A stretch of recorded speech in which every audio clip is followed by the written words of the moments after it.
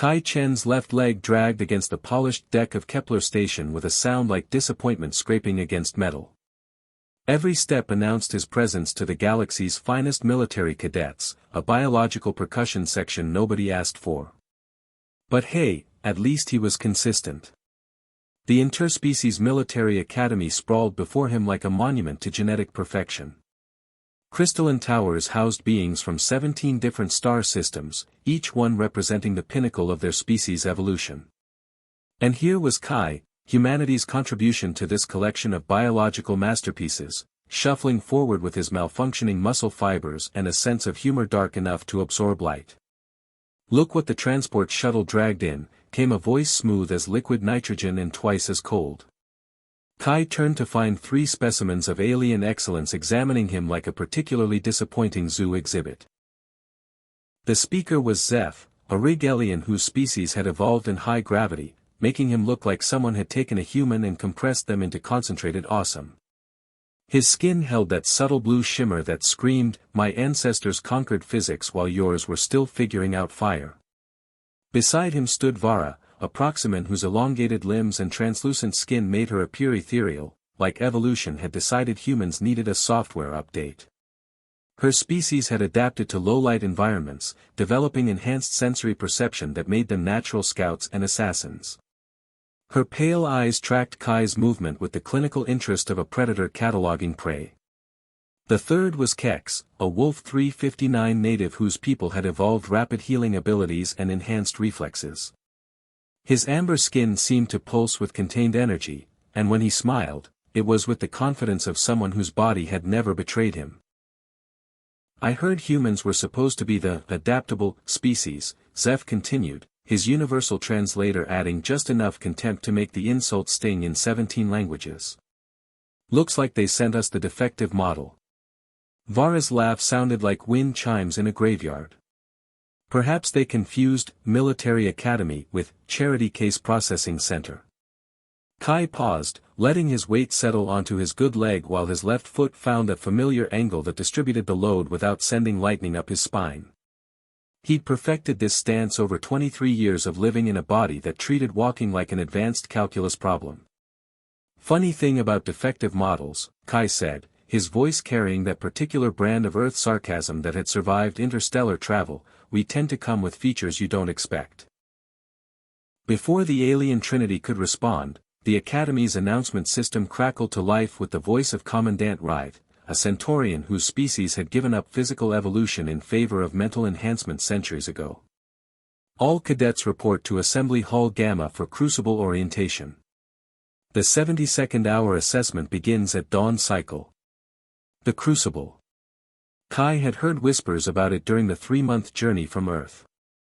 A brutal 72-hour survival course that pushed cadets beyond their biological limits, testing not just physical capability but mental resilience, strategic thinking, and leadership under impossible conditions.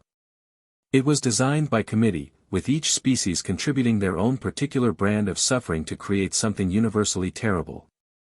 Most cadets spent weeks preparing. Most cadets also didn't have bodies that required daily recalibration just to function. As they moved toward the assembly hall, Zeph fell into step beside Kai, his movement so fluid it made physics look jealous. "You know, human, the Crucible has a 93% completion rate. For most species.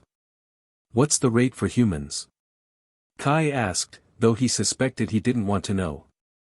47%, Vara supplied helpfully.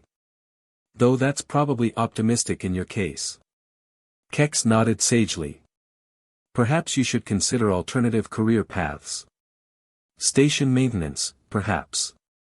Something that doesn't require mobility." The assembly hall's massive doors dilated open, revealing row upon row of cadets from across known space. Each one represented millions of years of evolutionary refinement, natural selection's greatest hits album made flesh and chitin and energy matrices. And there was Kai, shuffling toward his assigned seat, his damaged nervous system turning every step into a negotiation between intention and reality. But as he settled into his chair and watched Commandant Rive take the stage, Kai felt something his alien classmates couldn't recognize because their species had evolved past it long ago. It was the particular type of stubborn determination that came from living every day in a body that said, no, and choosing to say, yes anyway. The commandant's voice filled the hall. Tomorrow, you will face the Crucible. Only the strong will emerge with honor. Kai smiled. If they wanted to define strength by their standards, that was their mistake. He'd been fighting a war against his own biology since birth, and somehow, he was still here. Tomorrow would be interesting. The Crucible dropped them into hell with a courtesy announcement. Atmospheric composition is hostile. Gravity fluctuates between 0.7 and 2.3 standard. Temperature variance will test your species' adaptive limits. You have 72 hours to reach the extraction point. Good luck. Kai hit the ground hard enough to rattle his teeth, his leg immediately screaming protest as the gravity shifted to nearly double Earth normal. Around him, 47 other cadets scattered like biological shrapnel, each one racing toward what they thought survival looked like. Zeph, Vara, and Kex moved like liquid poetry, their enhanced genetics turning the hostile environment into a minor inconvenience. Zeph's gravity-adapted physiology made him nearly immune to the crushing weight. Vara's enhanced senses mapped the terrain in real time, while Kex's rapid healing meant the acidic atmosphere was merely uncomfortable rather than deadly. They disappeared into the toxic mist within minutes, probably already calculating their inevitable victory. Kai, meanwhile, was having a philosophical discussion with his central nervous system about whether standing up was worth the effort. The gravity kept shifting, making his already complex relationship with balance feel like advanced theoretical physics. But here's the thing about bodies that don't work properly, they teach you things that perfect bodies never learn. While his classmates burned through energy reserves trying to maintain peak performance in impossible conditions, Kai did what he'd always done, he adapted. Not the graceful, evolutionary adaptation of superior species, but the ugly, stubborn adaptation of something that refused to die. Hour 12, the first wave of dropouts began. Mostly the energy-based life forms who couldn't maintain cohesion in the shifting atmospheric pressure. Hour 24, Kai found the first body. A vegan cadet whose respiratory system couldn't handle the toxic mix. The atmosphere was designed to challenge everyone, but some challenges were more fatal than others. Hour 36, the gravity spiked to maximum, and Kai heard screaming in the distance. His leg was on fire, but fire was familiar. Fire was Tuesday afternoon. He kept moving. Hour 48, that's when he found them. Zeph was face down in a pool of acidic mud, his perfect physiology finally overwhelmed by the sustained chemical assault. His blue skin had taken on a grayish tinge that probably wasn't part of Rigelian evolution. Vara lay crumpled against a crystalline formation, her enhanced senses overloaded by the environment's deliberate sensory chaos. Kex was conscious but barely, his rapid healing working overtime against toxins designed to outpace even his species' advantages. Well, Kai said, settling into his familiar weight distribution stance, this is awkward. Kex's amber eyes focused on him with effort. Leave us, he wheezed. Save yourself. Kai looked at the three beings who'd spent yesterday cataloging his biological failures. They were 20 meters from the extraction point, so close that rescue would count as course completion. So close that dragging them there would mean they'd graduate alongside him. Any rational person would walk away. These weren't friends, they were genetic supremacists who treated him like evolutionary garbage. The academy was built on meritocracy. The strongest survived. The weak were left behind. But Kai had never been rational. Rational people didn't spend their lives fighting unwinnable wars against their own bodies. Yeah, about that saving myself thing, Kai said, grabbing Zeph under the arms. Turns out, living with a broken body teaches you some interesting lessons about endurance. What followed was the longest, most absurd 20 meters in military academy history. Kai dragged Zeph first, his damaged leg screaming with each step as the gravity fluctuated between crushing and weightless. Then back for Vara, her unconscious form lighter than her pride but heavier than his common sense. Finally Kex, who kept trying to apologize between bouts of toxic poisoning. Why? Kex managed as Kai hauled him across the final stretch.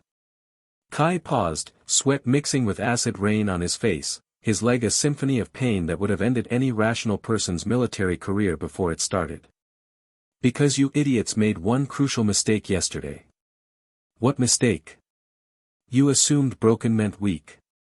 Kai smiled, that earth sarcasm still intact despite everything. My body breaks every day. Every step is a negotiation, every movement a calculated risk.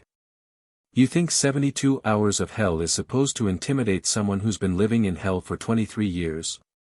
They crossed the extraction line together, 3 unconscious aliens and 1 limping human who just redefined what the Academy thought it knew about strength.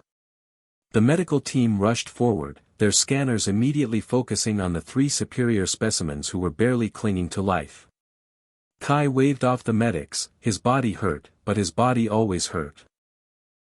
Today's pain was just Tuesday with better company. Commandant Rive materialized beside him, her enhanced Centaurian mind probably running calculations that would take normal species hours to complete. Cadet Chen, she said, you've completed the Crucible with the 2nd best time in Academy history. What was the best time? Also yours. You completed it 4 times. Once for yourself, 3 times for your classmates. Kai laughed, a sound like broken glass trying to sing. I guess that's what happens when you send a defective model. We come with features nobody expects. The Academy had designed the Crucible to test the limits of genetic perfection. They'd never considered what happened when you tested someone who'd been living beyond their limits their entire life. As the medical team worked on his 3 former tormentors, Kai settled into a chair that finally understood his weight distribution needs. Tomorrow, they'd all be officers. Today, he'd learned something the galaxy's most advanced species had forgotten. Sometimes the thing that makes you different isn't a weakness to overcome. Sometimes it's a strength they never saw coming.